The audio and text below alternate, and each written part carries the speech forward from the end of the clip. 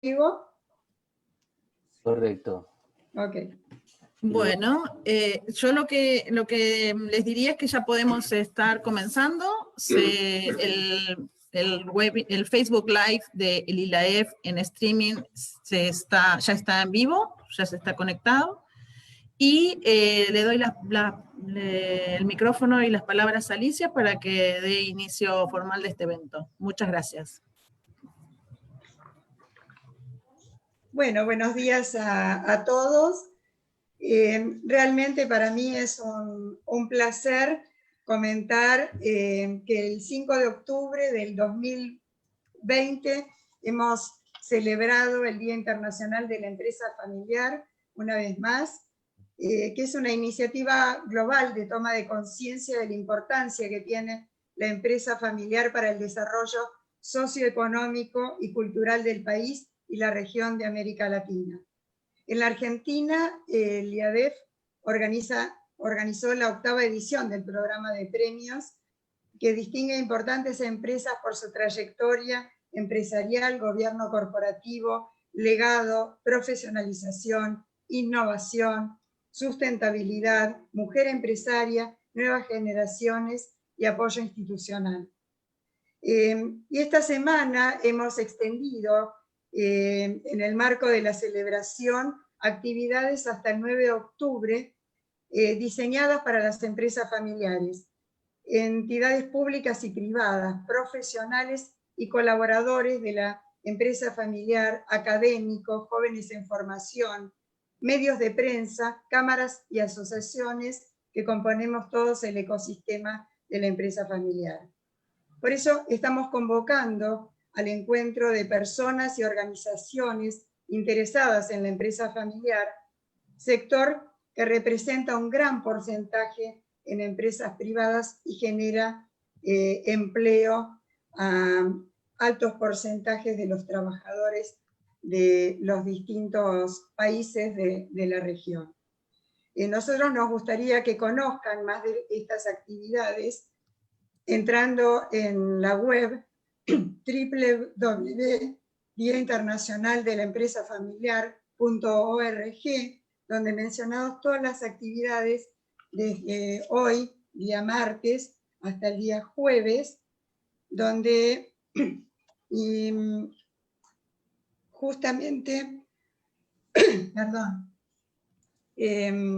damos importancia a este gran sector, no importando el tamaño de la empresa familiar, sino todo lo que representa este amplio sector que va de empresas pequeñas, emprendedores, a grandes empresas y corporaciones.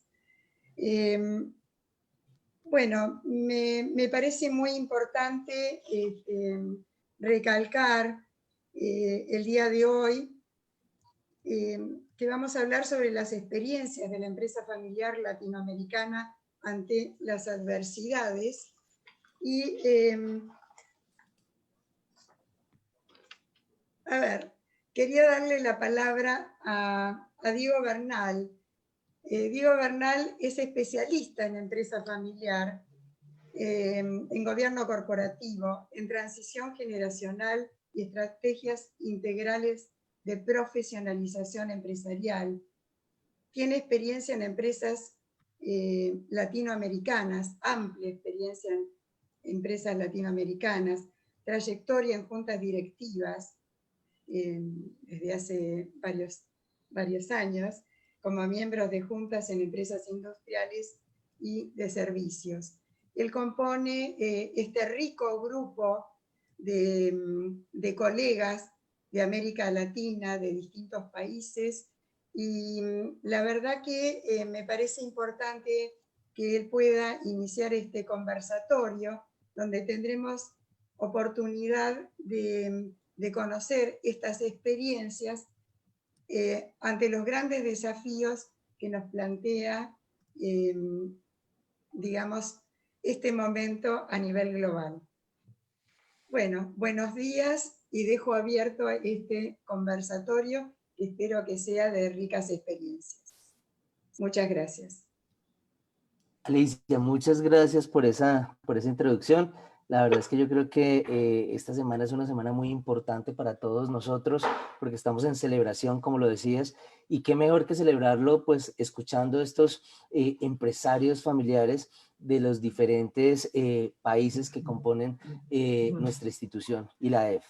Entonces yo creo que hoy es un día para escucharlos, como decías tú, Alicia. En este momento también les quiero presentar a Rodrigo Herrera, que como lo decía Alicia, es el fundador de Herbalife, una empresa colombiana situada en una de las regiones de Colombia más prósperas, que es Antioquia, con una trayectoria de vida empresarial muy bonita y muy linda, y que también ha sabido salir adelante por las diferentes situaciones que se han presentado.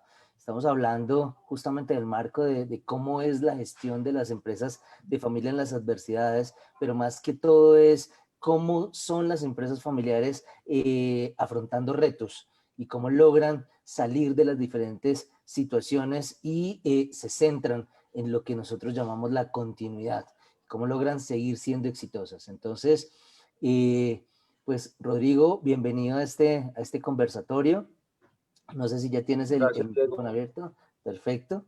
Yo te voy a hacer algunas preguntas. Yo creo que aquí estamos en familia y quisiéramos pues escuchar de todo de todas esas experiencias que has logrado durante estos años. Entonces, pues la primera pregunta es, no sé, ¿cuál ha sido para ti, por ejemplo, el momento como más crítico que atravesó la empresa? Tu empresa familia está compuesta por tu esposa, también tu hijo y bueno, todos los colaboradores que tienes en la empresa, que actualmente en este momento de hecho acabaste de desarrollar un proceso de transición donde tú ya no gerencias la empresa, que es un paso muy importante, ¿no? Y donde ya la empresa, Claro. digamos, en los mandos directivos han sido externalizados.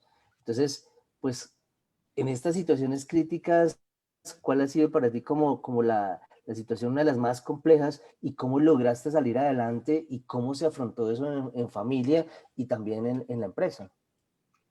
Bueno, buenos días a todos. Los felicito por su Día Internacional de la Empresa Familiar. Les estoy hablando, como decía Diego, desde Medellín, departamento de Antioquia, en Colombia.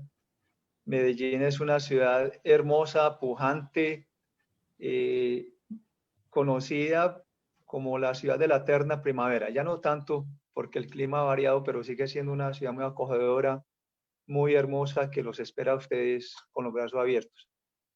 Diego, justamente cumplimos 2 años y medio desde que yo conocí de la empresa familiar del gobierno corporativo. Y conocí del gobierno corporativo gracias a un amigo empresario que me encontré con él en el aeropuerto, venía de hacer un paseo por Europa. Y yo le dije que como un empresario se podía dar ese lujo de hacer un paseo por Europa un mes y a la empresa. Y ahí fue cuando me dijo, no, hermano, es que yo ya tengo un gobierno corporativo. Yo ya hice la transición de empresa familiar a un gobierno corporativo, tengo mi gerente y mi junta directiva.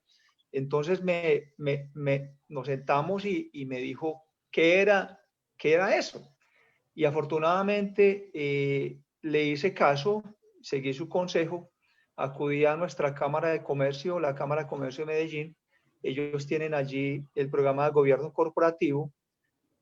Nos enseñaron a mi esposa, a mi hijo y a mí cómo seguir adelante con la empresa, porque la verdad en ese momento la competencia se había vuelto muy agresiva, habían entrado otros actores al mercado, al nicho mío, muy agresivos, y yo ya me sentía que no era capaz. Entonces, acceder, conocer a este programa de transición de la empresa familiar a un gobierno corporativo fue lo que nos salvó en ese gran momento tan difícil, Diego, que yo dije, o vendo, o liquido, ok, pero verdad fue un momento muy difícil para Herbalife.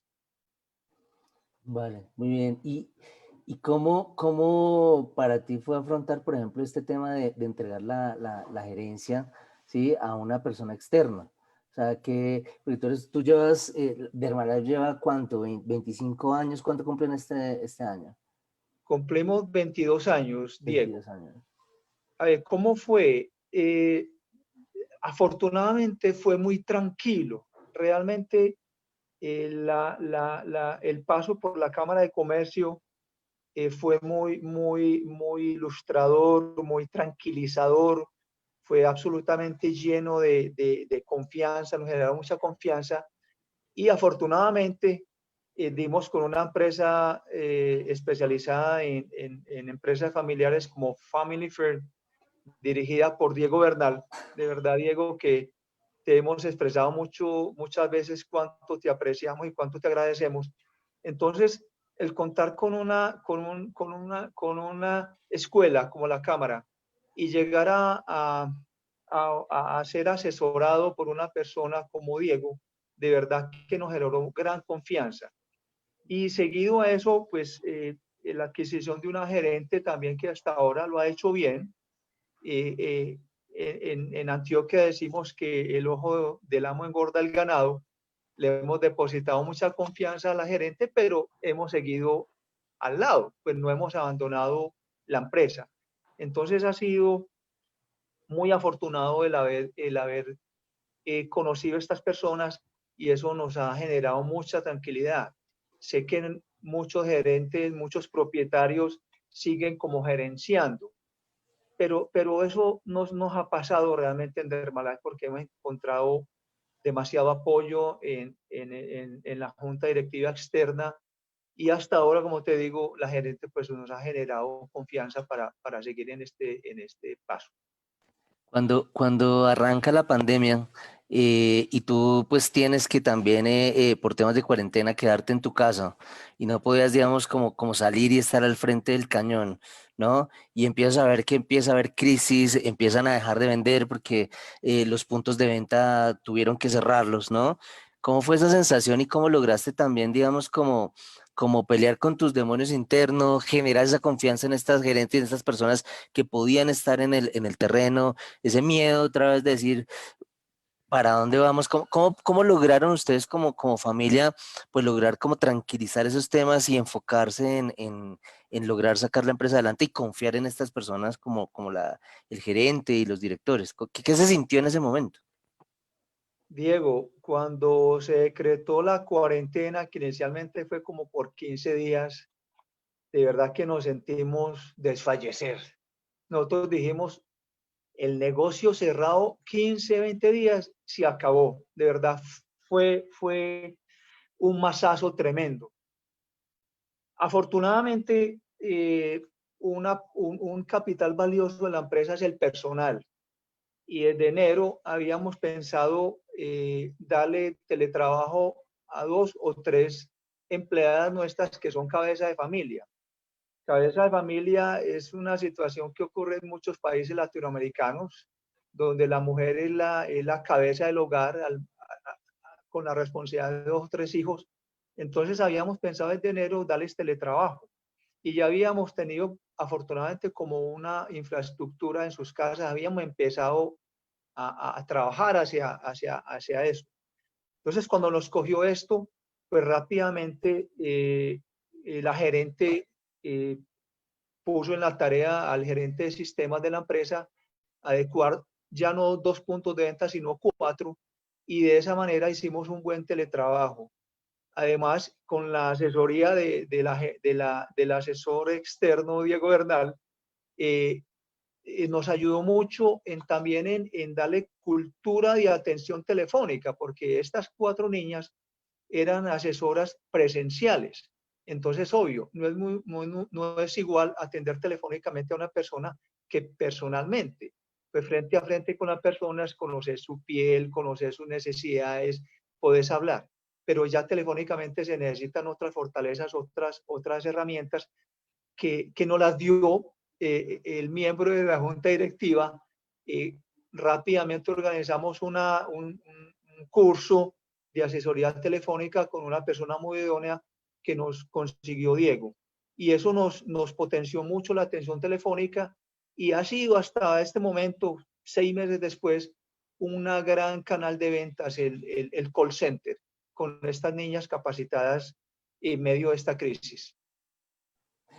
Bueno, Rodrigo, no, muchas gracias. De verdad que pues el escuchar a empresarios como tú afrontando la crisis, las crisis, sí, que siguen creyendo en el tema de generar empleos, de estar Sí, al frente, de no solamente pensar en su familia, sino pensar en muchos, en sus empleados y también en seguir haciendo país y haciendo región, pues es muy gratificante. Entonces, pues sí. muchas gracias por estas palabras que nos has dado, por compartirnos un poco de experiencia, por el tiempo que tenemos y por también los otros invitados, pues quisiera pues darte las gracias y ahora darle el paso a Margaret Abbott, que también es una gran profesional con una gran trayectoria en Centroamérica, conferencista internacional, en varios eventos nacionales e internacionales, directora del Centro de Empresa Familiar. Entonces, bueno, Margaret, ahora el micrófono Pero es tuyo para tu invitado. Rodrigo, muchas gracias y a gracias a todos. ustedes muchos éxitos. Muy interesante, Rodrigo. Gracias y gracias, Diego. Pues fíjense que a mí me toca presentar a nuestro invitado Jesús Irausquín. Él es de la tercera generación de una familia empresaria en la Isla Margarita y nos acompaña hoy para compartir un poco sus experiencias y sobre todo, pues a mí me gustaría que lo escuchemos, ¿verdad? Y quisiera preguntarle, ¿qué ha significado para ustedes en Venezuela la pandemia desde el punto de vista empresarial? Jesús, buenos días. Bueno, buenos días, Margaret, y a todos los que están ahí contigo. Gracias por esta invitación. Bueno, la pandemia ha significado una particular reinvención. Y en el caso de Venezuela, hoy, ahorita en este momento, mientras ustedes me están llamando, yo estoy en un carro, en un vehículo, en un auto, haciendo una cola desde las 3 de la mañana para que me surtan gasolina. Justamente me está tocando en este momento. Hace 3 minutos estaba corriendo con un ticket, pagando. Y eso que sucede en este momento en este país, un país petrolero, es parte de lo que vivimos con la pandemia. Nos ha tocado reinventarnos, nos ha tocado relanzar nuestras empresas, aguantar este difícil momento y también darnos cuenta pues que tenemos que ajustarnos a lo que están haciendo en el resto del mundo. A pesar de que la situación en Venezuela económicamente es muy difícil, creo que las empresas venezolanas han podido aguantar de manera muy dura esta situación. Y la empresa privada, las empresas familiares, creo que son ejemplos pues de esa lucha, ¿no? Pues ahora que hablas de la empresa privada, Jesús, una organización como el Instituto Latinoamericano de la Empresa Familiar, con sus ejes de formación y sensibilización, ¿tú crees que tiene algún rol, algún papel que cumplir a la hora de proteger a nuestros ecosistemas ante algunas señales que pudiéramos anticipar? Mira, definitivamente sí. Yo creo que en nuestros países, en Latinoamérica, el tema del totalitarismo, el populismo, siempre ha estado de alguna manera en boga y pareciera que a nosotros los latinoamericanos nos gusta el discurso, ese discurso en contra de la empresa, el discurso de bajar precios, el discurso que muchas veces hemos visto desde el otro lado de la acera como de alguna forma correcto. Pero cuando estamos en una empresa familiar y este tipo de instituciones deben proteger, siempre deben proteger a la empresa, deben proteger porque la empresa, dicen que la familia es la base de la sociedad. Entonces la empresa familiar de alguna manera se convierte en la base justamente del sustento de esa sociedad. Así que yo creo que todos los organismos deben ser muy cuidadosos a las alertas, a estar muy pendientes y sobre todo creo que hay que fomentar todo lo que la empresa privada, la empresa familiar, no solamente la empresa familiar, sino la empresa en general aporta. Creo que debemos apostar mucho más a tener una empresa sólida, a empresas aportando valor, una empresa que aporta, que paga impuestos, que genera empleo, genera progreso y bienestar a los países y creo que debemos brindarle no ningún tipo de subsidio, ningún tipo de ayuda, sino simplemente las condiciones necesarias para que las empresas se desarrollen. con condiciones, reglas del juego claras, seguridad jurídica, las empresas pueden funcionar mejor y pueden crecer. Y en esa manera que van creciendo los trabajadores, van creciendo las familias y va creciendo la sociedad. Pues gracias, realmente nos llama mucho la atención que ese es casi como que el discurso que escuchamos en todos nuestros países, ¿verdad? Y las promesas son de que se va a proteger y se va a estimular, pero realmente no se concreta y quedamos en peligro como tú lo mencionas. Pues mira, y con respecto al trabajo en equipo, a ese incorporar a los colaboradores y que sea desde una visión compartida. ¿Qué nos puedes contar, Jesús? Mira, las empresas familiares, como todos saben, de alguna manera, estos cambios generacionales que todos hemos vivido, yo en lo particular tengo 37 años y creo que tengo 30 años ya involucrado en la empresa familiar, pero en los últimos años de alguna manera más formal. Cómo involucrar al equipo a la familia, cómo involucrar al equipo a la toma de decisiones, cómo delegar funciones, cómo hacer entender que el hecho de que tengas de repente el nombre del propietario no significa que debas sabértelas todas, y yo creo que hay que buscar cómo rodearse de un equipo que nos permita trabajar, delegar y que en algún caso inclusive puedan gobernar en la empresa, que creo que es lo más importante, cómo preparar nuestro equipo de trabajo. Y ahí no tiene nada que ver específicamente con la empresa familiar, sino que con todas las empresas. Los gerentes somos mejores o los líderes somos mejores en la medida que nuestros equipos pueden funcionar de mejor forma. Y yo creo que ese es un gran reto, sobre todo en estos momentos tan difíciles donde de repente la juventud no ve, digamos, un futuro cierto, donde de repente no ven que puedan crecer digamos, crecer profesionalmente dentro de las empresas. Así que desarrollarles planes de carrera a las personas creo que es muy importante. Y eventualmente convertirlos o buscar la posibilidad de convertirlos en socios estratégicos creo que es un camino importante para el crecimiento y el mantenimiento de las empresas. Bueno, fíjate que nos quedan unos poquitos minutos y voy a cometer la indiscreción porque creo que es importante que conozcamos. Cuando nosotros comenzamos a trabajar, había la posibilidad de cambiarle el nombre del que tú estás hablando, no de cambiarlo, sino como estaba la duda de si era interesante cambiarle el nombre de la familia y darle una nueva imagen. Al final, no sé si ya se tomó la decisión, pero tú puedes compartir con nosotros los pros y los contras en ese sentido, Jesús. Mira, en este caso particularmente, más que cambiarle el nombre, era prácticamente cambiarle el apellido, ¿no? Tenemos una empresa de muchos años, una empresa de 42 años en Margarita, dedicada a la belleza, al cuidado personal, a la perfumería. Es una empresa que se llama Don Lolo y su sobrenombre, digamos, su apellido era Don Lolo Perfumes y Cosméticos. Y ese tener, cuando le colocamos a una empresa.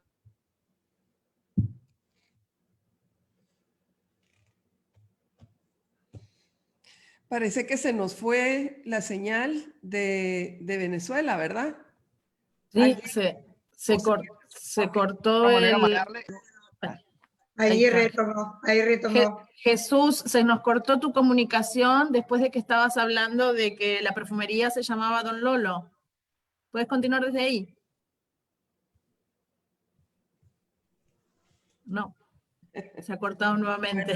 Yo les tendré la respuesta, porque yo todavía no la tengo. Yo sé que era uno de los temas que estábamos platicando con Jesús, así que... Bueno, qué interesante. Mira, el jueves vamos a hacer un webinar sobre marca y el ADN de la empresa familiar, porque cuántas empresas familiares llevan su apellido, ¿no? Y cómo en los contextos, según el contexto en el que se encuentra, también eso, y en el devenir del tiempo, ¿no? Todos los factores o las variables positivas y a veces adversas, ¿no? Que eso, o desfavorables o que te debilitan, pero nos interesaba mucho la opinión de Jesús en ese sentido. Hola Jesús, qué bueno que has vuelto. Ahora tienes el micro silenciado. Ok, ahora sí. Ahora sí. Ahora sí, gracias. A ver si puedes continuar, nos quedamos muy expectantes. Te Claro, quedaste con la les duda. decía que básicamente el nombre de la empresa es un nombre conocido después de tantos años, pero siempre le habíamos colocado ese, digamos, ese apellido que limitaba la actividad. Entonces, bueno, hemos decidido hacer ampliar un poco más el rubro. Como siempre ha sido belleza, cuidado personal, vamos a incorporar solamente la palabra belleza para poder entrar en nuevos mercados que tengan que ver con eso, ¿no? Estamos hablando de repente de distribución de productos de belleza, distribución y mayoreo de productos de estética, que tiene que ver todo con la misma palabra. Cuando le poníamos el perfumes y cosméticos hace 40 años era una perfumería muy reconocida. Hoy en día los perfumes no están, digamos, al acceso de todo el mundo, no es tan fácil en el caso de Venezuela, y por eso hemos tenido como cierta falta de competitividad, porque la gente va a una perfumería buscando perfumes exclusivamente. Entonces, bueno, vamos a ampliar un poco eso. Eso ha sido un cambio, es un cambio difícil porque parece un cambio de nombre tan sencillo, algo muy, muy básico, algo muy de marketing, pero hacer entender al equipo, a la familia, no es fácil porque el equipo tiene miedo incluso de que eso no pueda resultar. Entonces, bueno, ahí es donde creo que hay que apostar por la confianza, el hacer las cosas bien, el escuchar también a los clientes, a lo que quiere nuestro público. Y bueno, son cambios que son difíciles de llevar en las empresas familiares porque, bueno, hay muchos paradigmas y muchas creencias. Jesús, pues con esto tengo que pasarle la palabra a nuestro amigo mexicano, pero quiero agradecerte mucho, invitarte a que continúes con nosotros en esta sesión y más adelante también compartas con nosotros algunas de las otras actividades que tenemos programadas para esta semana. Don Antonio Muchísimas Díaz, gracias. gracias a ti. Don Antonio Díaz es el ILAEF de México.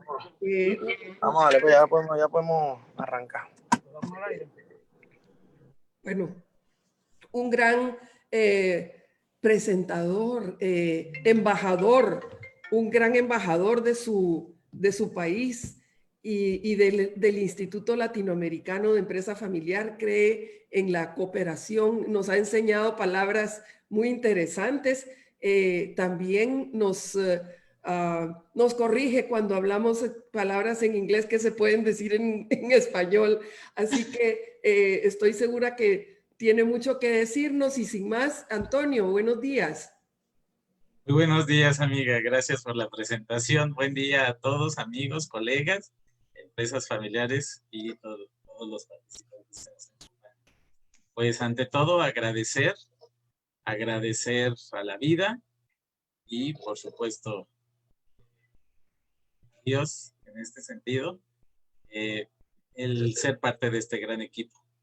Y precisamente lo digo por quienes nos están viendo, por las empresas familiares y por las familias empresarias a quienes nos entregamos y en quienes ponemos toda nuestra pasión por cuidarlas. En México, esta crisis, al igual que en todos nuestros países y en todo el mundo, pues se ha vivido de manera muy, pues, verdaderamente emocional. Es muy emotivo hablar con cada empresario familiar y atender a cada familia empresaria en los diferentes niveles, por supuesto, en cuanto a su tamaño, micro, pequeñas, medianas y grandes empresas familiares, pero también en las diferentes generaciones.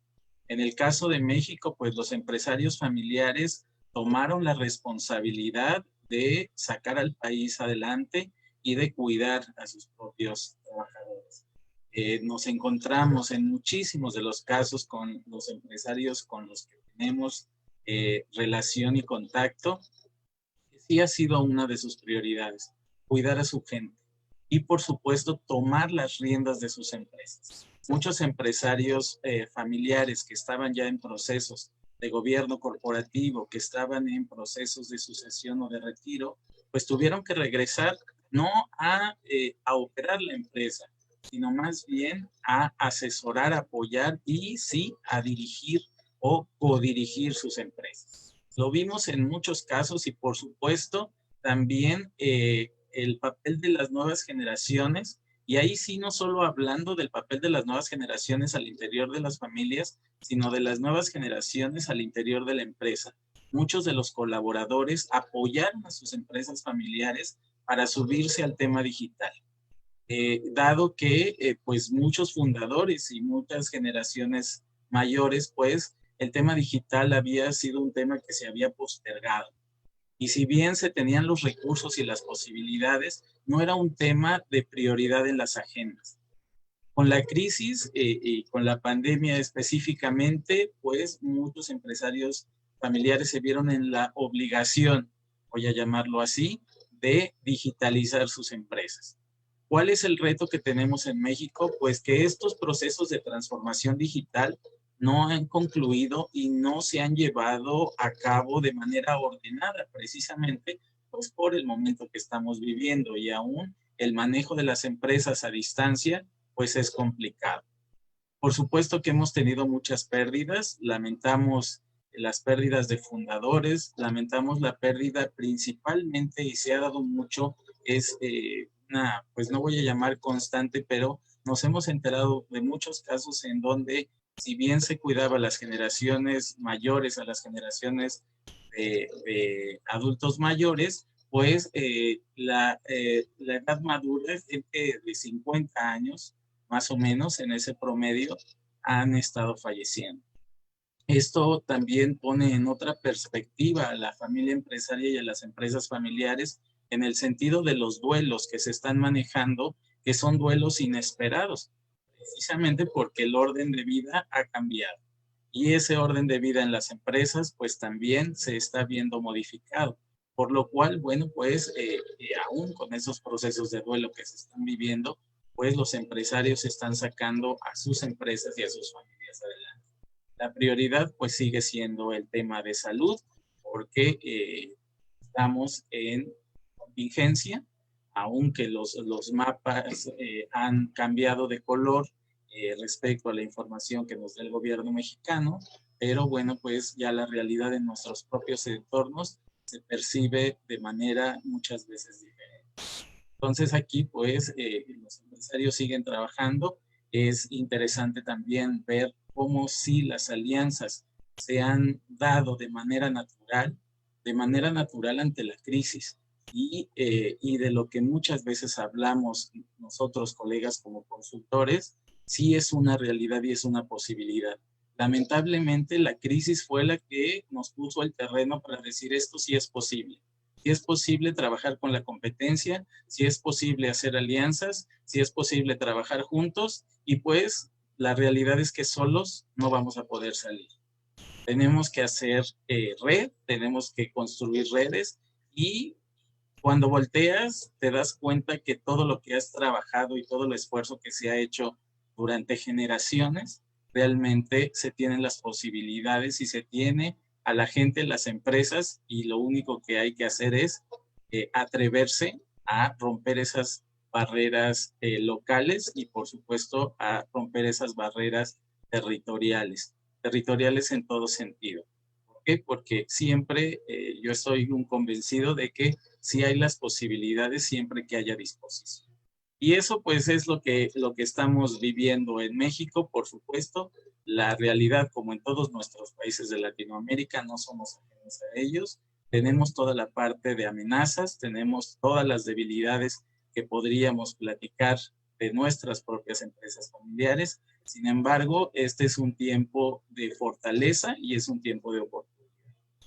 Y precisamente en esas oportunidades hemos venido trabajando desde hace mucho tiempo, porque es un tiempo donde ayer decía nuestra colega y amiga Margaret, todos nos volvimos emprendedores, y es una realidad.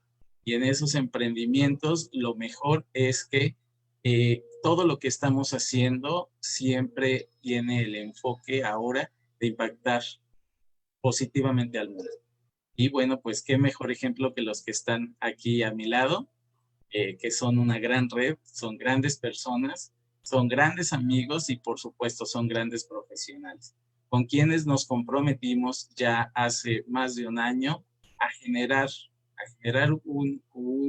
una institución precisamente que fuera el aliado en México del Instituto Latinoamericano de la Empresa Familiar.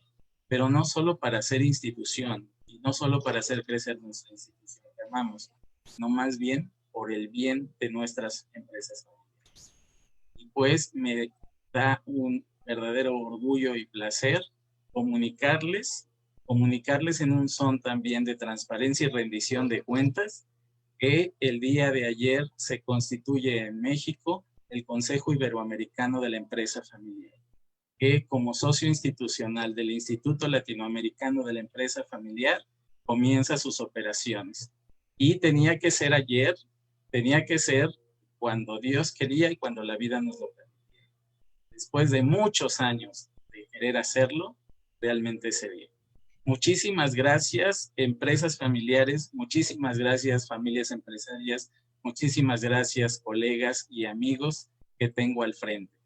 ¿Por qué? Porque vamos juntos, vamos unidos. Muchas gracias, Presidenta, muchas gracias, Natalia, amiga, por toda la motivación que nos inculcas, por todo lo que nos inyectas de positividad y, por supuesto, estamos aquí comprometidos y ya estaremos dando resultados. Por mi parte es todo y como siempre digo, el futuro del mundo está en nuestras manos. Muchas gracias y saludos desde México. Y bueno, pues terminando de dar la buena nueva, es para mí... Perdón, Antonio. Yo propongo que abramos los micrófonos y demos un aplauso porque esto es un momento muy importante. Felicitaciones. Gracias amigos. Felicitaciones. Muchas gracias. La alegría compartida, porque es un resultado del esfuerzo que todos hemos hecho. Gracias a todos. De corazón. Y bueno, pues, ¿qué me resta? Presentar a alguien que tendría mucho que decir como profesional. Por supuesto, es un abogado, un fiscalista internacional, un conferencista reconocido internacionalmente y es el representante de la red ILAEF en Estados Unidos. Pero más allá, yo le digo, ¿cómo te voy a presentar? Pues diciendo que ya eres mi amigo y eso me enorgullece. Bienvenido, Sergio Parra, el micrófono es tuyo. Caramba, muchísimas gracias, mi querido Antonio. Enhorabuena por esa noticia, en verdad que mis mejores deseos, todo el éxito y nada mejor en cabeza tuya para que esto prospere y sea realmente un sueño hecho realidad, ¿no? Muy buenos días a todos los presentes y gracias por participar en esta iniciativa, la cual felicito infinitamente al ILAEF por reconocer y honrar un día de la empresa familiar. Como sabemos, y lo había comentado Alicia, la empresa familiar en Latinoamérica representa casi un 60% del tejido de la empresa privada. Casi 2/3 del empleo privado, del Producto Interno Bruto, lo genera la empresa familiar latinoamericana. De manera que realmente es un motor en nuestros países, porque si bien existe la empresa privada, yo siento que la consentida, la más comprometida es la empresa familiar. A pesar de que jurídicamente no hay una diferencia entre la empresa familiar a la empresa familiar, perdón, a la empresa familiar a la no familiar. Lo que la hace característica, lo que la hace única, es ese compromiso, es esa unión y sobre todo su trascendencia.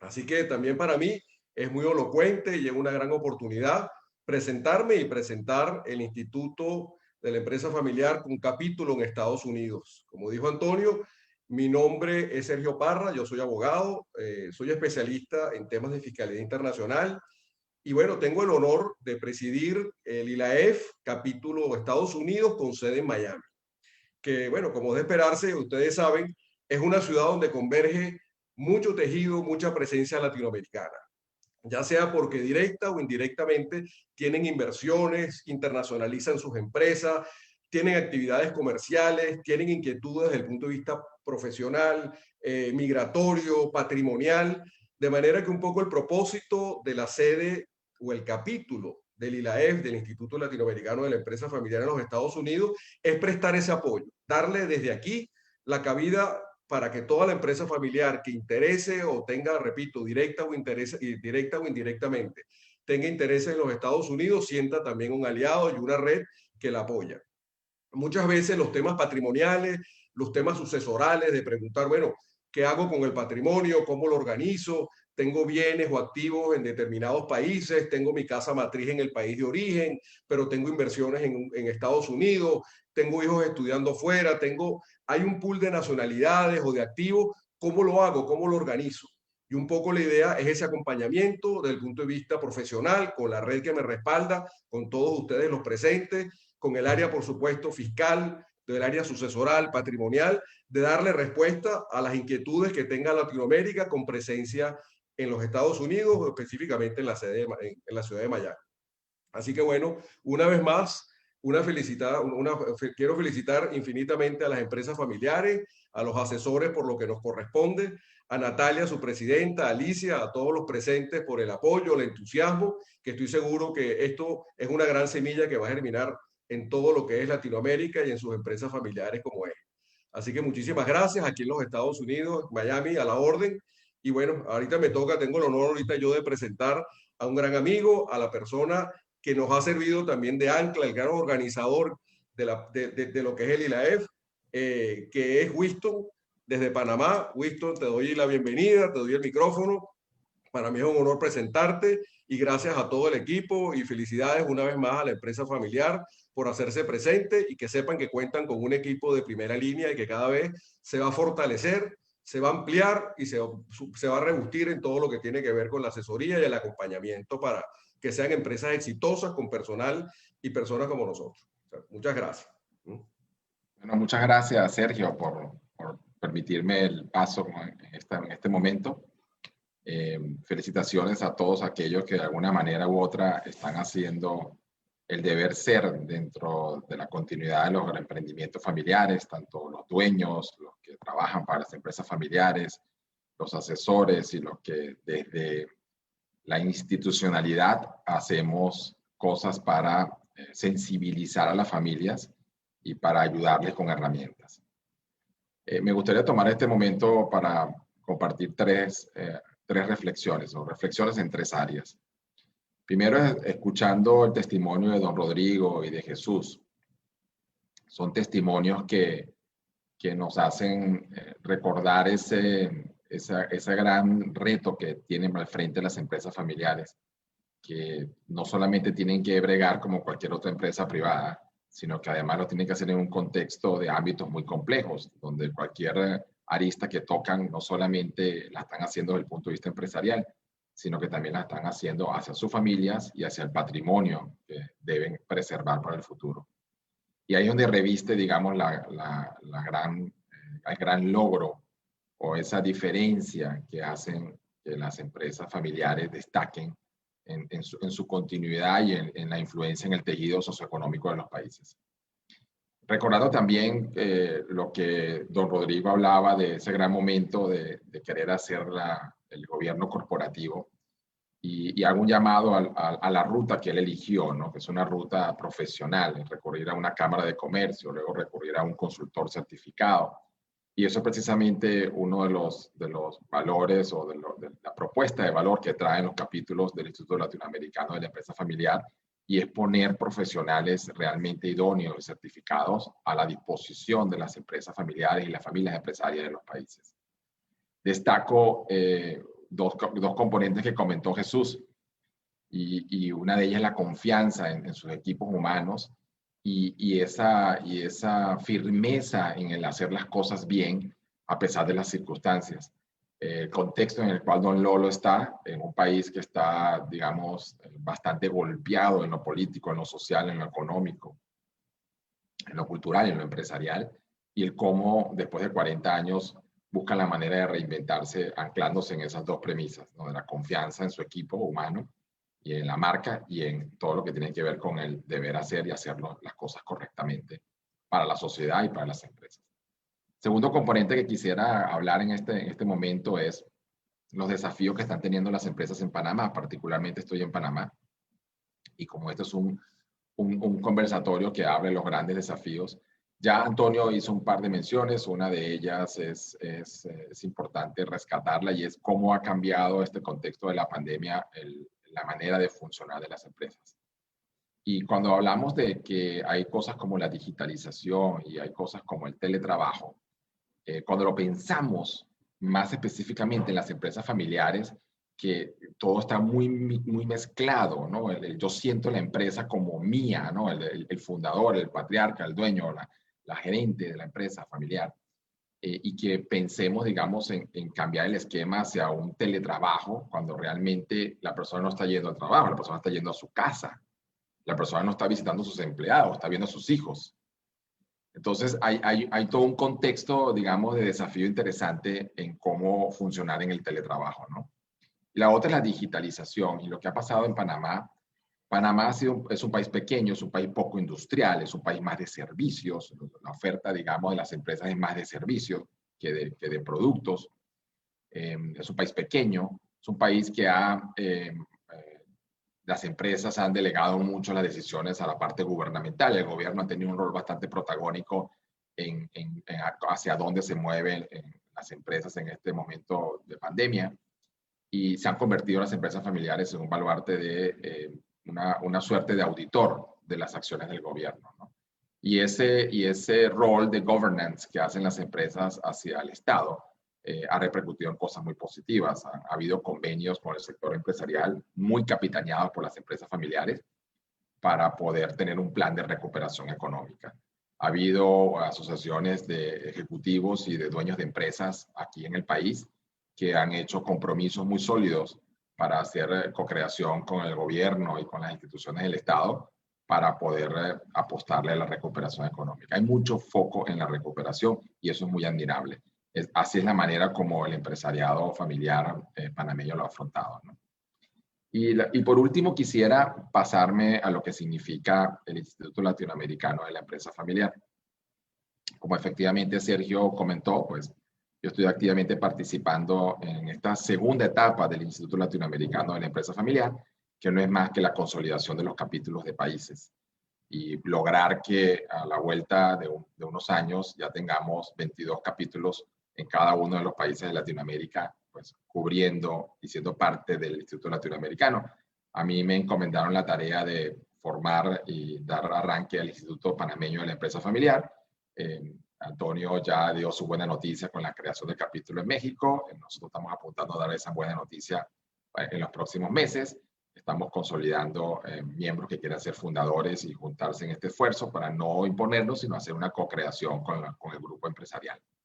Así que destaco la importancia de que nosotros todos presentes aquí seamos voceros con las empresas familiares y las familias empresarias para que se unan en todos estos esfuerzos que cada uno de los países está haciendo para lograr una mejor institucionalidad de la profesión del asesor de la empresa familiar, para que se fortalezca la investigación, para que se traigan, digamos, buenas prácticas y que a la larga pues, podamos gerenciar esos tres grandes ámbitos de la familia, de la propiedad y de la empresa de una manera muy, muy positiva, ¿no?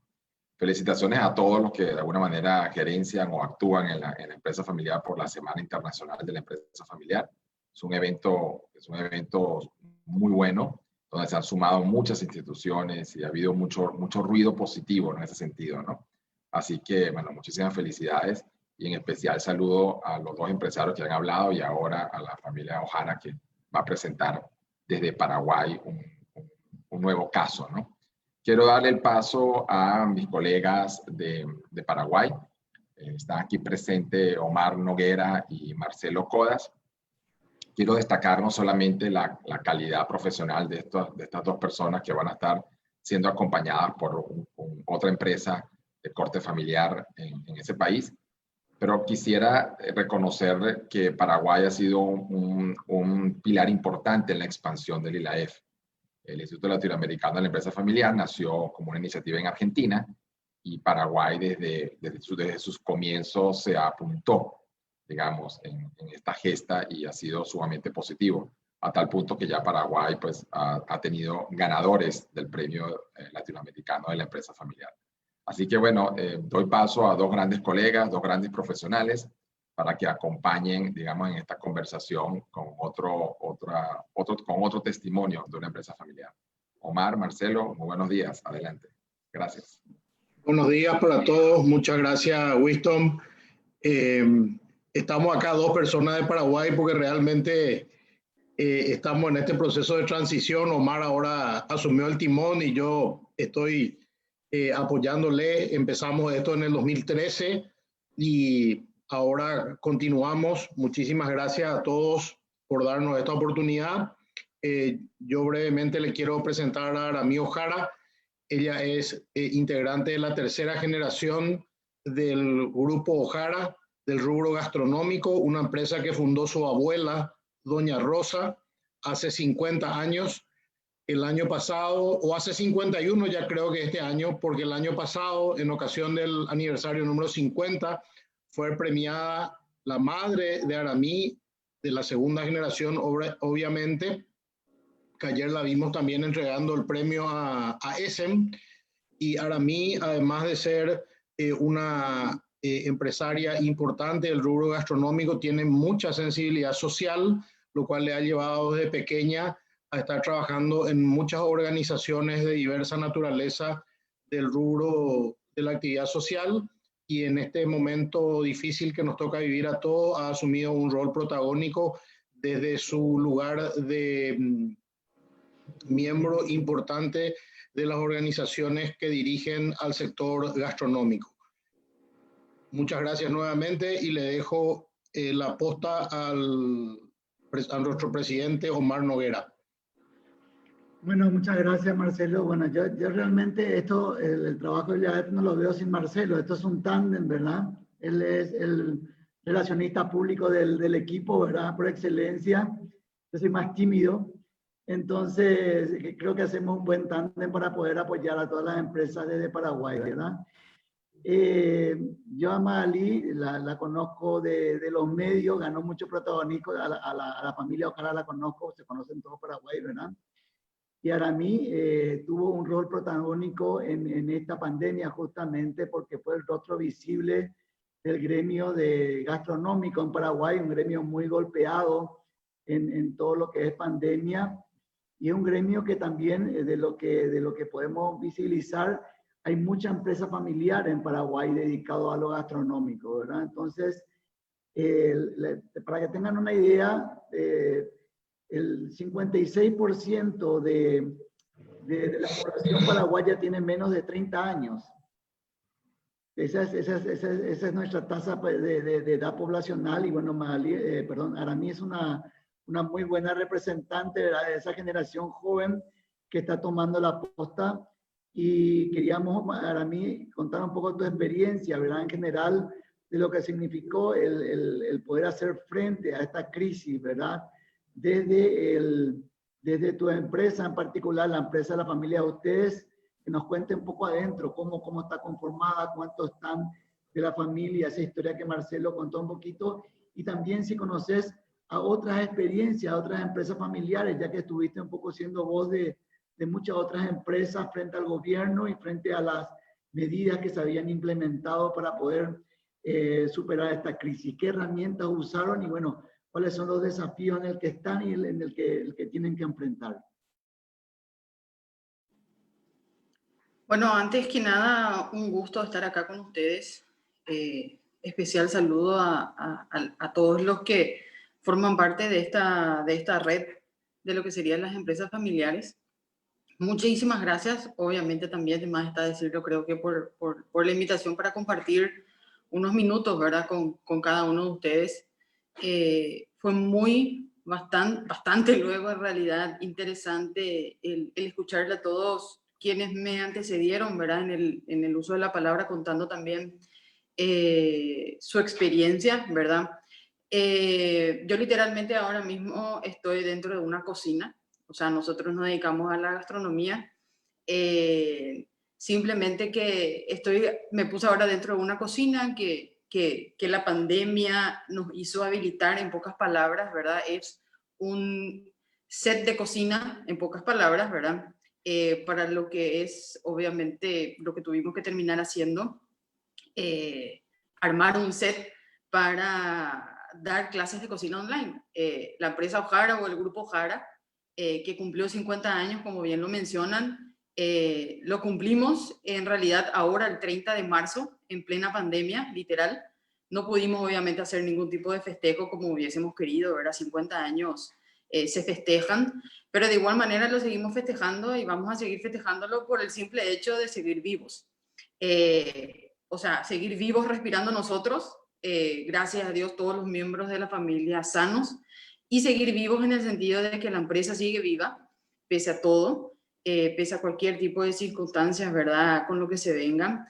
Gracias a Dios tampoco la empresa no tuvo que tomar ninguna decisión drástica en el sentido, por ejemplo, de sacar empleados, o sea, liquidar empleados, como muchas otras empresas dentro del rubro, porque, bueno, dentro de Paraguay, o poniéndoles en contexto con algunos datos, ¿verdad? Que tenemos acá para gastronomía, la baja en facturación para las empresas paraguayas que se dedican a la gastronomía está en un promedio de una baja del 70% en la facturación. Eso significa que en el mejor de los casos, ¿verdad? Una empresa gastronómica acá, formal, está facturando un 30% de lo que normalmente andaba facturando, adicionando también que hay mucha competencia informal hoy día, porque la gastronomía también forma parte de repente de la primera decisión que uno toma para tener algunos ingresos extras en la casa, justamente si de repente le recortan el salario o se queda sin trabajo, ¿verdad? Entonces la gastronomía, casi siempre el hacer comida es una de las primeras herramientas, ¿verdad?, a lo que uno acude. ¿Por qué? Porque por el sencillo o simple hecho de que el ser humano no funciona sin alimento, porque el alimento es el combustible nuestro, ¿verdad?, para seguir. Entonces tenemos que comer necesariamente. Todos los días tenemos que comer algo o si no, no funcionamos.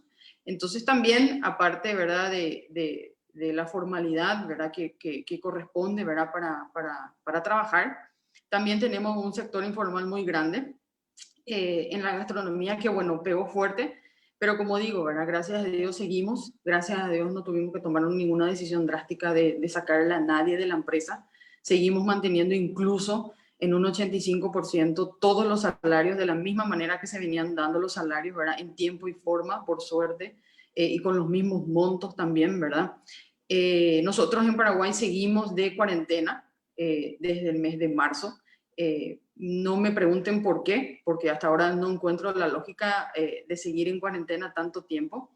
Pero sí, ¿verdad? Seguimos en este proceso de cuarentena y como bien lo mencionaron, ¿verdad? Por A o B motivo que hasta el día de hoy no entiendo, pero sigo asumiendo, ¿verdad?, el compromiso. Desde el gremio se decide de alguna u otra manera, capaz que por el apellido nuestro, por la coherencia de vida, por la forma en la que trabajamos, por cómo hablamos y por cómo somos firmes, pero también justos al mismo tiempo, sectores del gremio, ¿verdad?, y representantes o referentes del gremio tuvieron la postura de ponerme a mí como una de las caras visibles para las negociaciones a nivel gobierno que siguen hasta el día de hoy. Hoy, luego, a las 3 de la tarde, hora Paraguay, tenemos de nuevo una reunión, una convocatoria en Palacio de Gobierno, que de por sí ahora, mientras que estamos charlando, me están llamando por eso medios de prensa, ¿verdad? Porque, bueno, como estamos en negociación, todo el mundo quiere saber qué es lo que está pasando, ¿verdad? Entonces a medida que hablamos, estoy dando cancelar llamadas también todo el tiempo acá en el celular. Entonces, yo digo, ¿verdad?, con mucha humildad, ¿verdad?, que sigo sin entender el por qué, pero evidentemente algo hay que hasta el día de hoy también hay mucho respeto, ¿verdad?, en las decisiones o las posturas que uno tiene. Yo creo mucho que son 50 años de trayectoria lo que hablan muy bien de nosotros. Como bien lo mencionaron, ¿verdad?, en la presentación, yo ya soy tercera generación de esos 50 años de vida que nosotros tenemos, que arrancamos con una escuela de gastronomía. Hoy día nosotros ya también tenemos una asociación sin fines de lucro que trabaja directamente con agricultores. También tenemos un restaurante que se dedica también a revalorizar la gastronomía nacional, ¿verdad?, y la gastronomía popular, ¿verdad? Y tenemos también lo que sería una suerte de site, ¿verdad?, que son asesoramientos gastronómicos, ¿verdad? Este tema del site de asesoramiento gastronómico ahora está bastante interesante por la reactivación económica que se pide, dentro de los cuales son 4 sectores, o somos 4 sectores que estamos trabajando muy de cerca, que son los sectores de turismo, hotelería, eventos y gastronomía, que de alguna manera estamos luego linkeados, ¿verdad? A grandes rasgos. Y estamos trabajando en la reactivación, en asesoramientos para diferentes ciudades, con lo que se conoce como turismo interno. ¿Y por qué el turismo interno? Porque obviamente, lastimosamente, turismo al exterior no se puede dar aún, a no ser que sean viajes por trabajo o ese tipo de cosas. Pero sí está habilitado y va a estar habilitado como reactivación económica en Paraguay, el turismo interno. Entonces, hay un nicho interesante, importante. De por sí, hoy, luego, establecimientos rurales o posadas turísticas, le llamamos nosotros, que son pequeños establecimientos que normalmente se hacen en las mismas casas, ¿verdad? El paraguayo es muy hospitalario, ¿verdad? Y se creó una red de posadas turísticas, le llaman, que en la misma casa, ¿verdad? Uno habilita algunas habitaciones, ¿verdad? Y puede recibir gente bajo ciertos parámetros, obviamente reglamentados o regidos por la Secretaría de Turismo. Y hoy, por ejemplo, eso es bastante auspicioso, ya que desde septiembre tienen una ocupación del 60%. Las posadas, por ejemplo, están con un nivel de ocupación del 60% y los hoteles en Asunción, que siempre fueron también muy corporativos, porque Asunción de repente siempre se mantuvo como un hub empresarial, ¿verdad? Y de negocios corporativos. Hoy el hotel que mejor está en ocupación en Asunción no pasa del 20%. Entonces son nichos bastante interesantes, ¿verdad? Que hacen que sectores, como escuché que anteriormente también algunos mencionaron, hace que uno termine trabajando con quien capaz antes pensaba que era competencia, siendo que no lo es, porque estamos hablando de que uno le habla también a diferentes nichos, ¿verdad? Que le habla a diferentes bolsillos. Entonces, en síntesis, hay oportunidad para todos los gustos, para todos los bolsillos. Y se termina de entender, ¿verdad? De a poquito, por lo menos, ¿verdad? Por lo que me toca a mí, que estoy de cerca con los 4 sectores, de que es mucho más fácil, por más que sea tedioso, por más que de repente no hayan acuerdos tan rápidos, pero finalmente resulta más fácil también trabajar, incluso con la competencia, sabiendo que el norte es el mismo. Y para nosotros el norte es seguir vivos, seguir manteniendo las empresas, seguir manteniendo los puestos de trabajo que representamos. A nivel gastronómico en Paraguay, estamos hablando de más de 250.000 personas que dependen como actividad principal o actividad secundaria de la gastronomía. Paraguay tiene una población económicamente activa de un poco más de 3 millones de personas, dentro de los cuales, ¿verdad? Lo que acaban de mencionar también, esa población de 3 millones de personas, un poco más de 3 millones de personas, obviamente casi en un 80% la representan personas menores de 40 años, porque tenemos una población muy joven en Paraguay. Tenemos un bono demográfico muy interesante, ¿verdad? Aún. Entonces estamos hablando de que si 3 millones de personas aproximadamente es la población económicamente activa del país, un país de 7 millones y medio, 250.000 personas es un número muy grande y es un número obviamente para tenerlo en cuenta. Por ende también de ahí calculamos el porqué, la fuerza que tiene la gastronomía, ¿verdad? Y la fuerza que hizo la gastronomía también entre diferentes asociaciones y gremios para salir adelante con la pandemia incluido. Entonces, si bien es cierto también que soy tercera generación, nunca, ¿verdad? Hasta el momento, en los últimos por lo menos 3 años, tuve ningún encontronazo, no sé si lo llaman también así ustedes, ¿verdad? Con generaciones anteriores, con la segunda generación o primera generación. Mi abuela sí ya falleció, ¿verdad? Pero mi madre sigue viva, que sería la segunda generación. Pero sí mucho aprendizaje en los últimos años también. Y yo creo que a estas alturas, ¿verdad? Valido que ese aprendizaje, que esos encontronazos, que esas levantadas de voz, que esas, etcétera, ¿verdad? Porque seamos sinceros, ¿verdad? En las empresas familiares se tiran los platos, se rompen las copas, se golpean las mesas, se golpean las puertas y encima otra vez de eso se lleva a la casa. O se intenta por lo menos llevar a la casa, ¿verdad? En un momento dado, cuando tenía las mismas discusiones en la empresa y después migrábamos otra vez a la casa, puse una regla, ¿verdad? Para yo seguir dentro de la empresa por lo menos, puse una regla que tardó como un año en realidad en respetarse, que es las cosas del trabajo se hablan en el trabajo, en el horario laboral, y las cosas de la casa las vamos a dejar para las discusiones de la casa, que es lo que normalmente cualquier familia tiene, ¿verdad? Entonces, marcar esas delimitaciones y marcar esas reglas de juego siempre me pareció también importante, porque si no, uno lastimosamente no suelta las cosas, ¿verdad? Y psicológicamente no se puede pretender tener tantas cosas encima al mismo tiempo todo el tiempo, ¿verdad? Entonces, bueno, fue un tema que tardó, como digo, más o menos un año de respetarse, pero son formaciones y fueron formaciones, ¿verdad? Que yo entiendo que para generaciones, ¿verdad? Anteriores o fundadores o segundas generaciones, desligarse un poco de las decisiones o la toma de decisiones es complicado. A mí me pasa que es complicado, yo soy tercera generación. Muy complicado. ¿Por qué? Porque tenemos un estilo de hacer las cosas. Nosotros somos personas muy perfeccionistas y hay veces que uno no encuentra mucha perfección al momento de delegar. Entonces como que es problemático tomar esas decisiones, pero por otro lado, si uno quiere crecer, no le queda de otra que delegar y confiar que la gente se va a equivocar, pero en todo caso pedirle o estarle atento de que se equivoque poco o se equivoque menos, o cuando se equivoca aprenda para no volver a equivocarse. Y lo que yo siempre les digo, ustedes pueden equivocarse, están en la postura o están en el momento de equivocarse incluso conmigo, pero simplemente lo que les pido es que la equivocación en todo caso no me cueste tanto dinero, ¿verdad?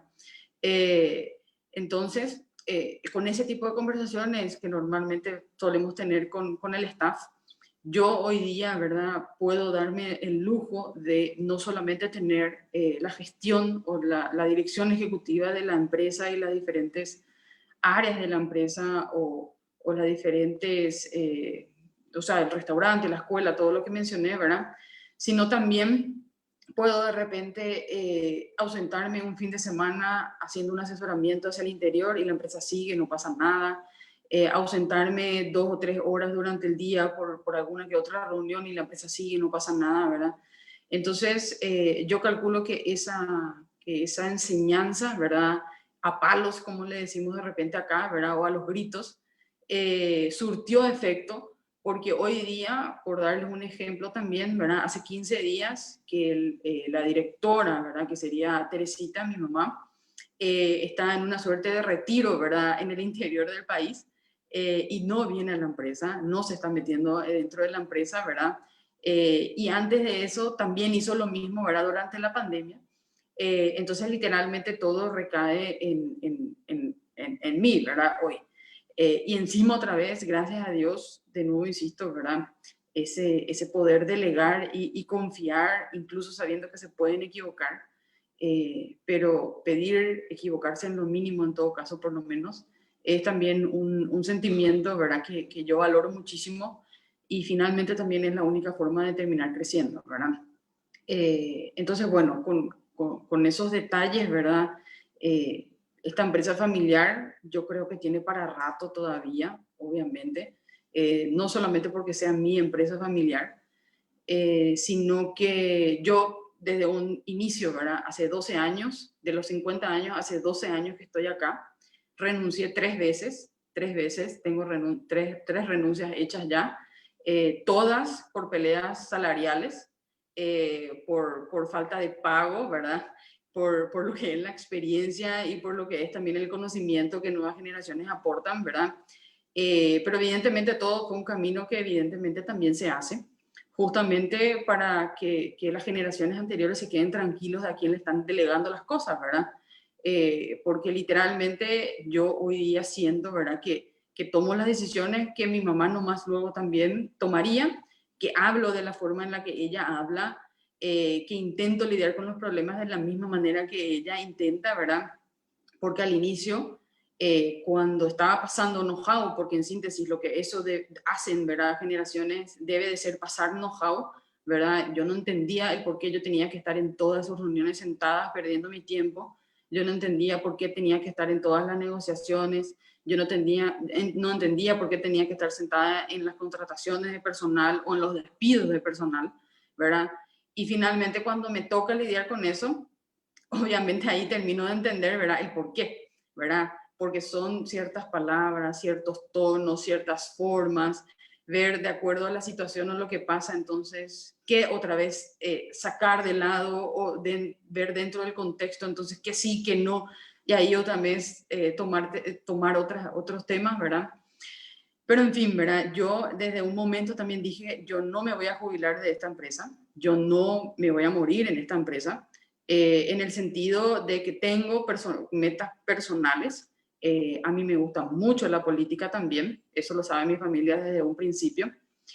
Yo voy a terminar también metiéndome a lo que es política acá dentro de lo que sería Paraguay. No me pregunten ahora mismo en qué exactamente, ¿verdad? Dentro de todo también ante la falta de repente de liderazgos en los partidos tradicionales. Yo estoy afiliada a un partido tradicional. Ya me llamaron de muchísimos partidos y de movimientos para encabezar listas para el año que viene, que tenemos también. Gracioso lo que hacen, ¿verdad? Porque buscan candidatos potables, pero para seguir manteniendo la misma porquería, ¿verdad? Entonces yo no estoy de acuerdo con eso. Y hago saber, ¿verdad? Y no tengo ni ningún pelo en la lengua, ¿verdad? Y ahí valoro, ¿cómo se llama? El tema de que evidentemente el apellido es muy importante, y esa firmeza y esa justicia y la coherencia, repito otra vez, porque hasta el día de hoy es mucho más fácil siempre decir la verdad y saber decir la verdad que acordarse de todas las mentiras que uno dice, ¿verdad? Para ver qué es lo que le dije a este, qué le dije al otro, ¿verdad? Y lo mismo siempre intento aplicar, porque de tantas cosas que tengo en la cabeza, ¿verdad? Lo único que obviamente siempre me voy a acordar es la verdad. O sea, la mentira voy a tener que estar escarbando en mi memoria para ver qué dije, qué no dije, ¿verdad? En cambio, si es la verdad, casi nunca me voy a tener que acordar o armar ciertas películas, porque evidentemente eso es lo que pasó y punto.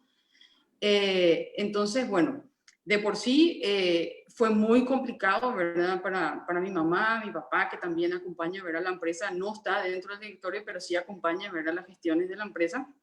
Escuchar, ¿verdad? Que yo no me quiero jubilar de esto, pero que sí voy a tener por unos cuantos años, ya van 12 años, por unos cuantos años, hasta dejar la empresa realmente encaminada, para después también dedicarme a lo que yo quiero, a lo que a mí me gusta, ¿verdad? Entonces, bueno, yo creo que este año, el año pasado, terminaron de aceptar eso también. Y nada, es interesante también ver todo el flujo de la conversación familiar que existe, que solamente se puede dar dentro de una empresa familiar. Y lo que siempre digo cuando me preguntan al terminar exposiciones es, y con todo lo que contás y todos los problemas, etcétera, etcétera, ¿te ves trabajando entonces en otro lado? Y mi respuesta siempre es no. Con todo y desastres, con todo y peleas, con todo y quilombo, con todo, jamás se me hubiese pasado por la cabeza simplemente abandonar lo que es nuestro e irme a otro lado. No digo que no esté mal, de repente algunos hijos, nietos, no quieren saber nada de las empresas, ¿verdad? No digo que no esté mal eso, ¿verdad? Pero en mi caso específico, yo sí, sigo insistiendo, ¿verdad? No hubiese tomado otra decisión, porque también formó carácter, ¿verdad? Evidentemente formó carácter también eso, ¿verdad? Y tengo que agradecerle también. Así que de nuevo, muchísimas gracias por la invitación, ¿verdad? A ustedes y para siempre, para cualquier cosa, siempre a las órdenes en lo que se pueda y en el tiempo que se tenga. Muchísimas gracias, Aramí. Alicia creo que quiere hablar. Alicia, ¿quiere decir algo? Sí, primero agradecerte, Aramí, esta excelente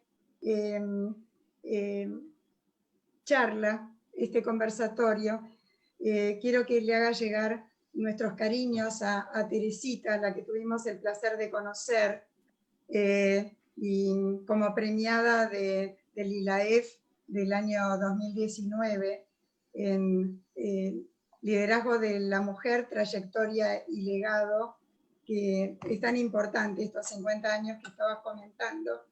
Y me encantó lo que vos dijiste respecto de estas cuestiones de la comunicación, pero que tomaste alguna analogía que tiene que ver con las cuestiones de la gastronomía.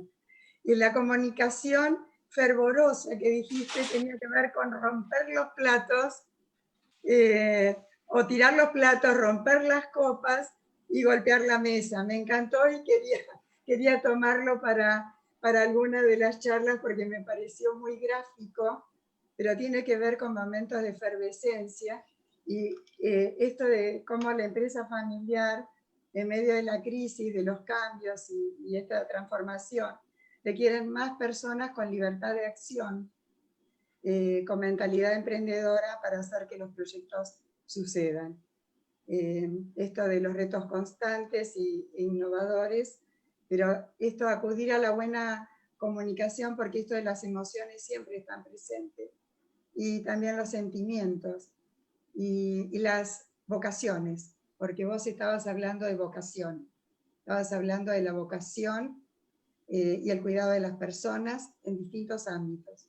Nutrir con alimento y nutrir desde los proyectos y las regulaciones, las cuestiones que tienen que ver con cuestiones de Estado.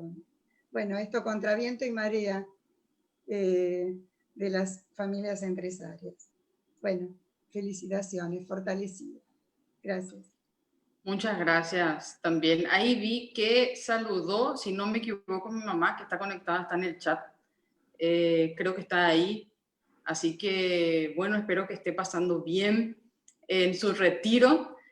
Acá desde Asunción estamos haciendo un buen trabajo con la empresa para que no se preocupe. Creo que va a venir de visita el jueves.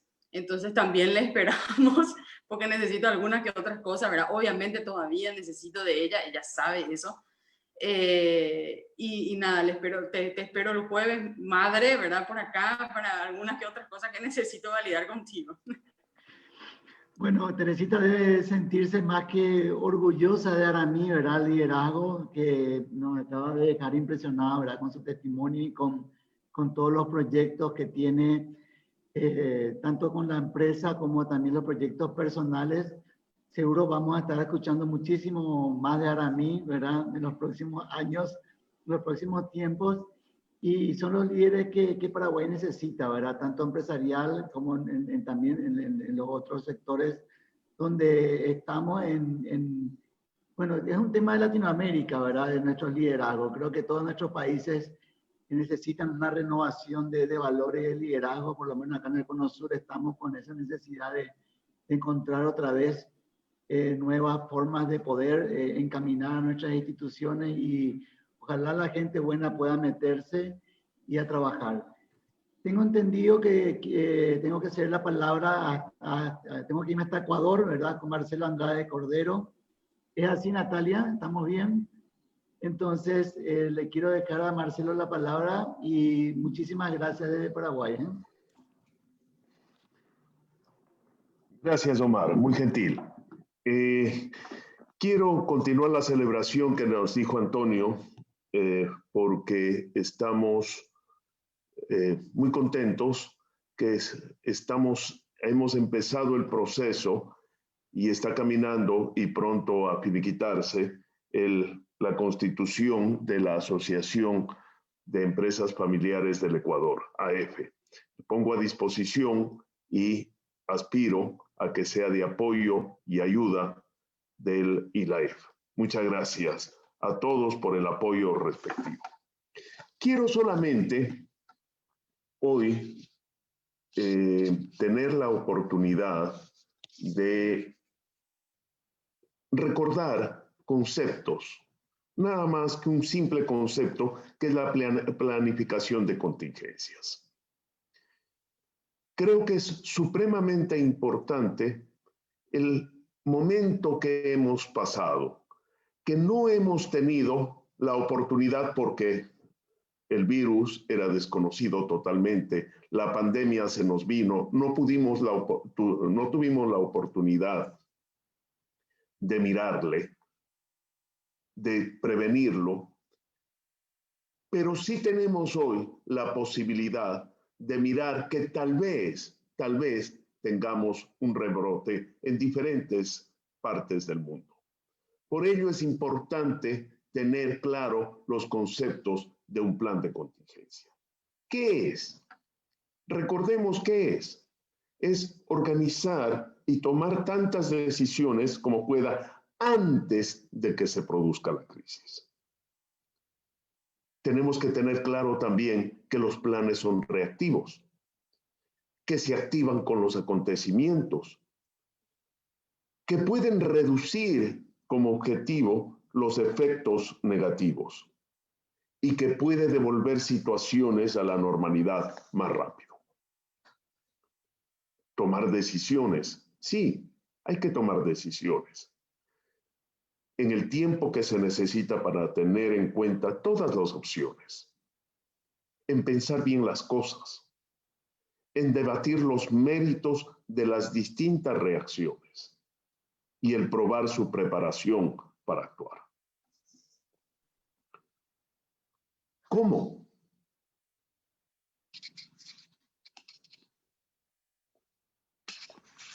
¿Cómo? A través de unos pasos a seguir. Primero, organizando un equipo de planificación. Recordemos que muchas mentes piensan mejor que una sola. En segundo lugar, evaluar el alcance del problema. Haciendo una lluvia de ideas para identificar todos los temas importantes. Tomar esas ideas y sintetizarlas probablemente en una pizarra. Y una vez que haya sido pensado y analizado por todo el equipo, evaluar esos problemas. Y por último, compartiendo los hallazgos abiertamente. En tercer lugar, desarrollar un plan. ¿Con qué objetivo? Pensar y prepararse para una serie de acciones que neutralicen o contengan una posible crisis. Con un paso cuarto, comunicar correctamente. Probablemente a través de mensajes cuidadosamente elegidos que representen correctamente el problema y la respuesta y la solución de la misma. No necesariamente el gerente general, pero que lo presente un ejecutivo que goce de la confianza empresarial, sin intentar quitarle importancia a la situación, no culpando a las víctimas,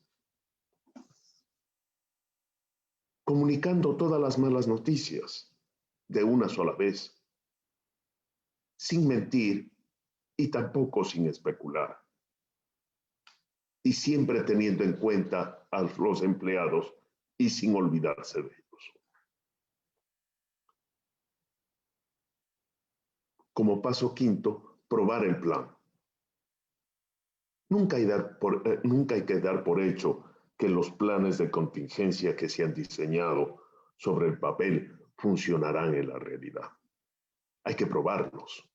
Igual que cuando hay simulacros de incendios. Igual que cuando hay simulacros en los barcos cuando uno se va y toma un crucero.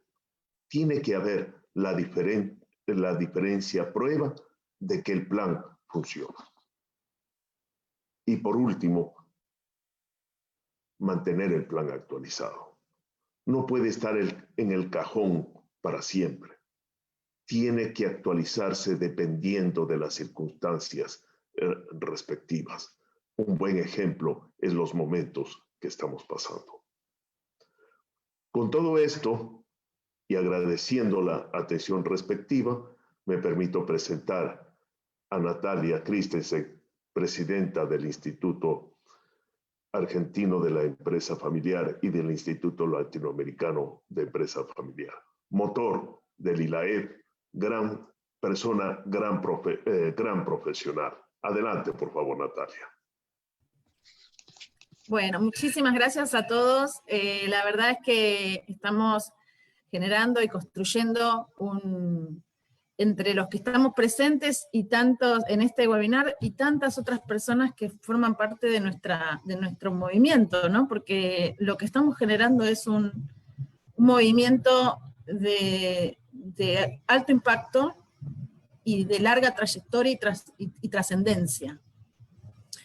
Agradezco a Aramí, que está aquí presente, y a Teresita, que estaba conectada, también a Rodrigo y a Jesús, que nos han estado acompañando hoy, a los miembros que estamos aquí presentes, que somos consejeros del ILAEF. De alguna manera nos hemos adjudicado ese importante rol de dar una dirección en América Latina a este importante segmento y disciplina de la empresa familiar. Nos proponemos muchísimas metas, objetivos y sueños por cumplir, ¿no?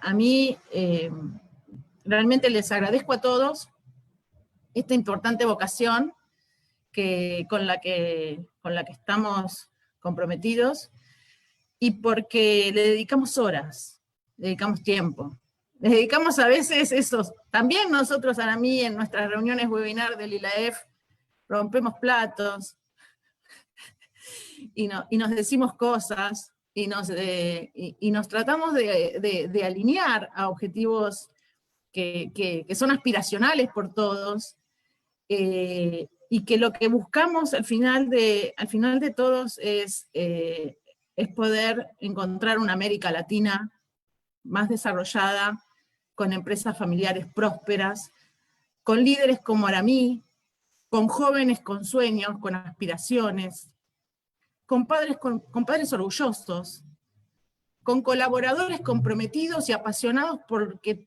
les dan libertad, les dan espacio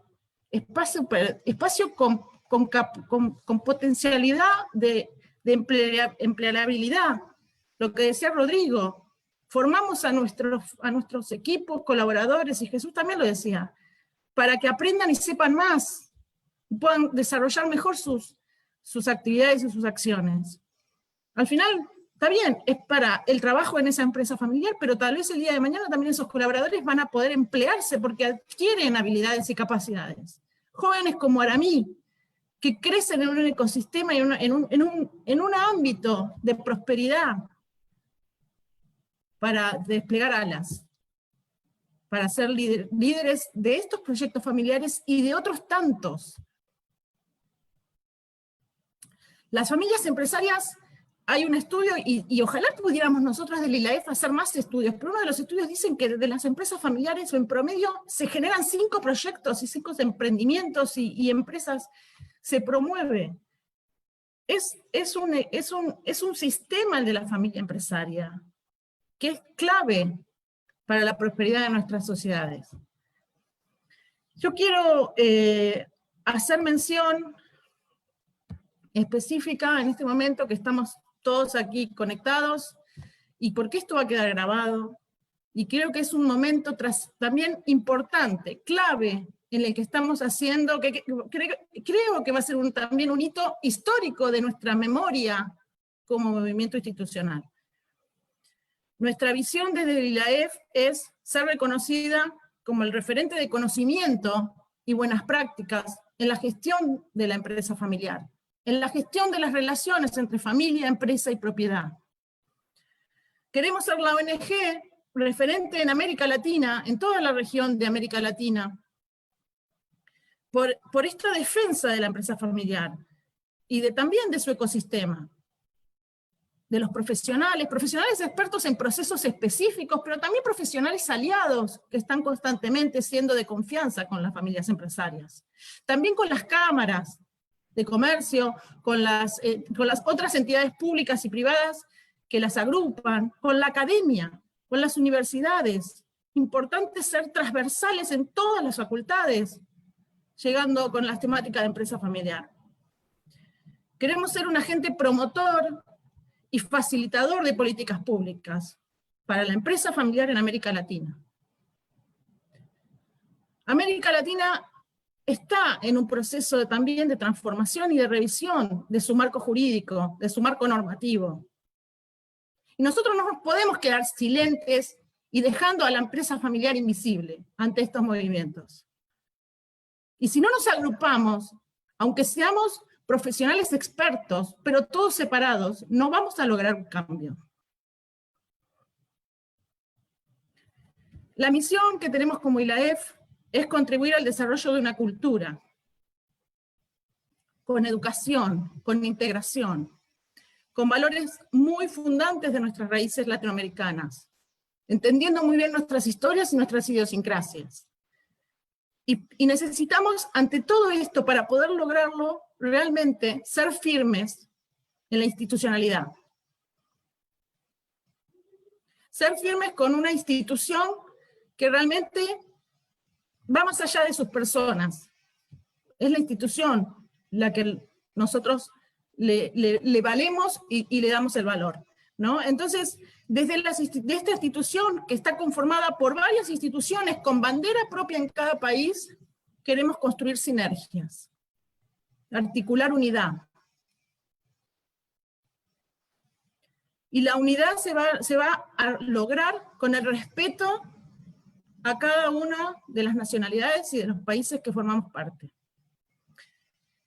Esto de ser articulador y coordinador entre los asociados es para ponernos al servicio y para generar productos y servicios que de manera agrupada van a tener mayor impacto.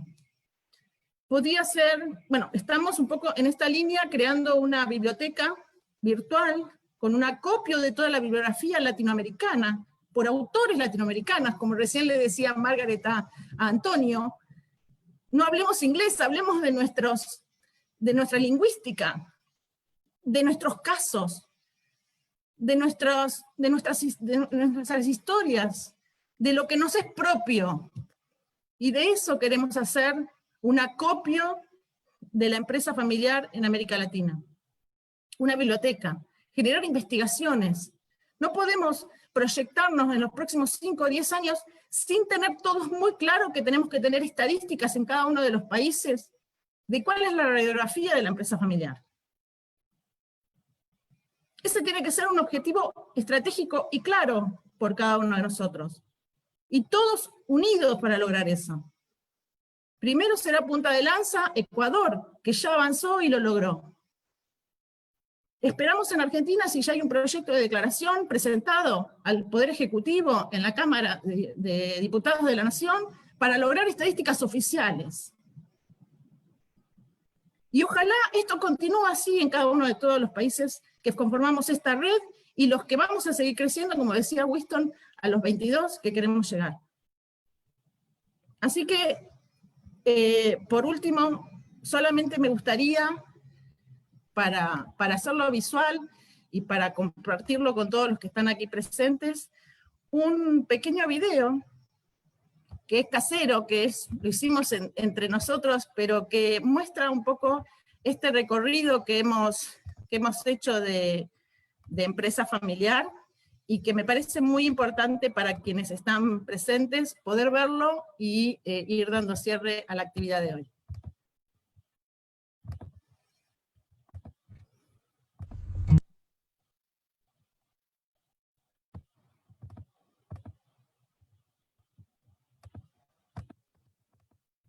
Ahí, no sé si...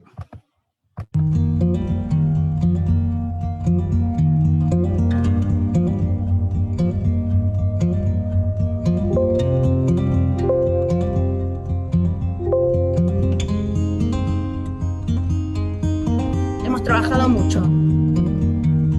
Somos muchas personas.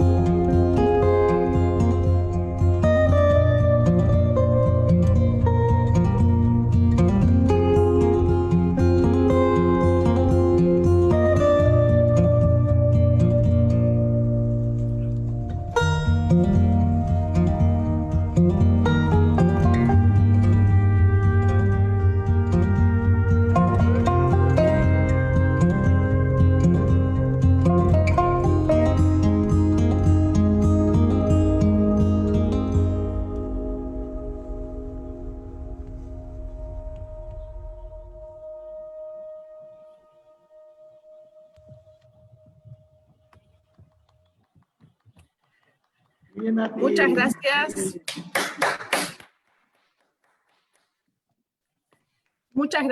Muchas gracias por todo lo conseguido. Damos cierre a este webinar con estas emociones, con este latido y con mucho entusiasmo, con mucha fuerza para seguir adelante y muy abiertos al diálogo. Estamos construyendo muchas comisiones de trabajo y de colaboración. Recibimos el aporte de cada uno, no importa en su dimensión, 10 minutos o 1 hora y media, o lo que cada uno quiera dar a una misma causa. A todos, muchas gracias por liderar un cambio. Gracias, Nati. Gracias, Nati. Adiós.